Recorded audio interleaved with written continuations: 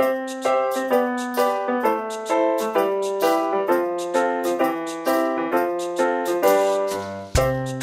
everyone, welcome to this week's video of the Bible Literacy Scheme. My name is Victoria, and this week we're going to be discussing something slightly different from our usual content. We're going to be discussing, if you've been watching the news, something that has come up quite a lot, and that is the word Brexit.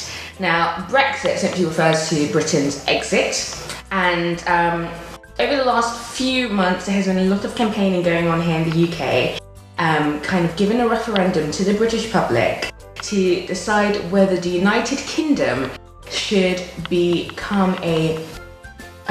continue to be a member of the EU, which is the European Union, or leave. And basically this week's video is just going to be discussing not Brexit itself, but more the aftermath of Brexit, so kind of the events that have followed the results that came in, and seeing just actually how much in common do they have with a few biblical themes that we managed to get around. So basically what has happened, as I mentioned before, the British public were given a referendum to make this decision. Were we out or were we in? Were we to leave or were we to remain? And for months there had been campaign upon campaign from different politicians, kind of cross-political, kind of memberships, and just campaigning for each side.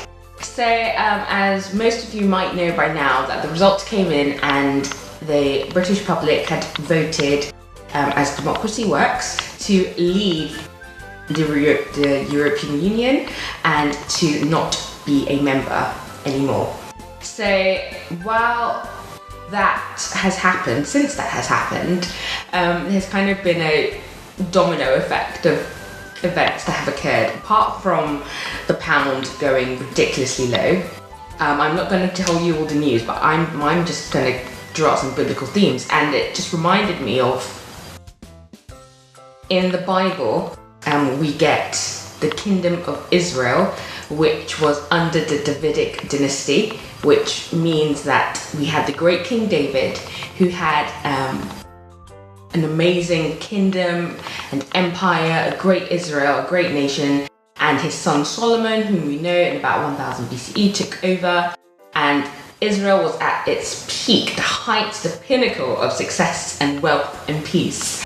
And interestingly enough, because of Solomon's sin, God tells Solomon that he will remove the kingdom from his hands. So in effect, that meant that the kingdom, the whole United Kingdom of Israel, will not be that one great nation anymore.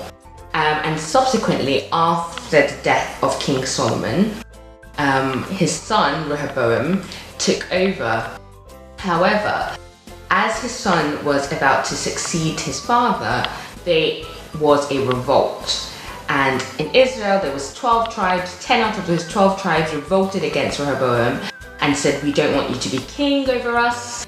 And therefore, the United Kingdom of Israel, in effect, broke. And we had two separate nations with two separate kings and separate leaders, and even separate religions. So we had Israel, which retained its name in the north, and we had Judah in the south, which was known collectively as the Northern Kingdom and the Southern Kingdom. Now, while it may not have been as dramatic, opinions up to you, but with Brexit, what we saw was, number one, our Prime Minister David Cameron decided to resign, his choice, and of course immediately names were dropping in to see who was going to be the next Prime Minister from his Conservative Party. The interesting thing that happened was a man called Jeremy Corbin, who is the leader of the Labour Party and the leader of the opposition here in the UK, was given a vote of no confidence by his own MPs, which is essentially a revolt if you really think about it.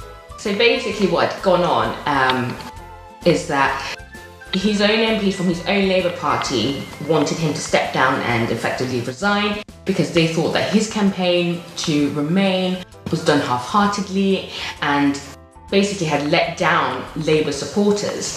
And so you had this whole kind of rife within the Labour Party, almost like a civil discord that had gone on within his own party, of his own members, his own ministers of parliament, kind of going against him and pushing him out. And despite that, Jeremy remains defiant, saying that even if there was to be, a campaign for a new leader, that he would stay. But again, it's kind of mirrors this whole, let's fast forward 3,000 years ago to when Rehoboam and Israel revolted against him. Yet, with the kingdom of Judah, which continued the Davidic line, so we saw that despite the revolt, David's line continued throughout the kingdom of Judah. Another thing, anyway, this whole thing of the United Kingdom versus the divided kingdom is something that is very much heightened in biblical scholarship, and we're kind of seeing that happen with Brexit, because I'm sure some of you might know, please go to the news if you want the perfect figures, but approximately 52% of the United Kingdom, members of the British public, had voted to leave the European Union, and 48% had voted to remain. In terms of this is how a democracy works, we are very much, as it stands right now, a divided kingdom. So the United Kingdom, as most of us know, is made up of England, Wales, Scotland, and Northern Ireland. And Scotland, which is part of this United Kingdom, had very much voted to remain. They wanted to remain a member of the European Union, as opposed to England and Wales. And Northern Ireland also too wanted to remain a member of the European Union. And what we see right now is kind of little individual countries which make up this United Kingdom are kind of at discourse. And Scotland, the First Minister of Scotland has said that a second referendum for independence for Scotland, they had one about 2 years ago to see whether they would be independent or not from the United Kingdom, and they stayed. But now she's saying that because Scotland has voted to remain, they are seeking a possible second independence referendum to break away from the United Kingdom.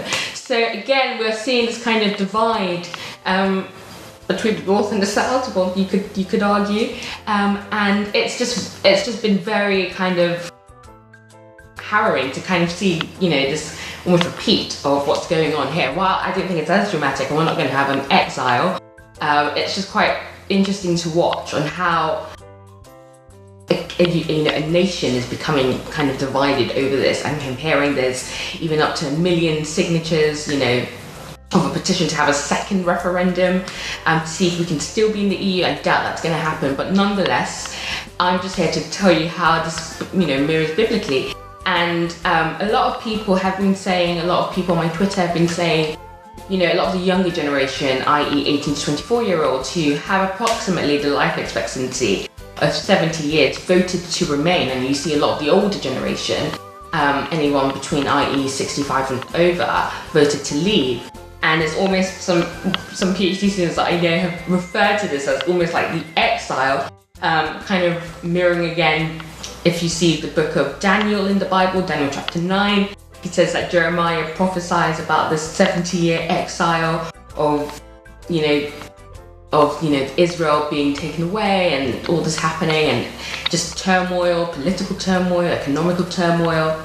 And it's kind of the fact that people are actually seeing Brexit almost like, at least for our generation, for those of us who are at least by the grace of God, will have another 70 years here on earth, and we'll have to go through the consequences and the aftermath of Brexit, mirror it to kind of the 70 years of an exile, or we don't know what's going to happen politically and economically, and we're all just kind of in a rut right now. But hey, in the Bible, what happened after the exile, after all the divided kingdom, God did give them back their land, though it was under foreign rule, but they got back their land. So let me know what you think, guys. But yeah, again, it's all over the news, it's all going on right now. I think all we can do is just hope and pray for the best for the United Kingdom, and whether it remains a United Kingdom. Thanks, guys. God bless. Bye.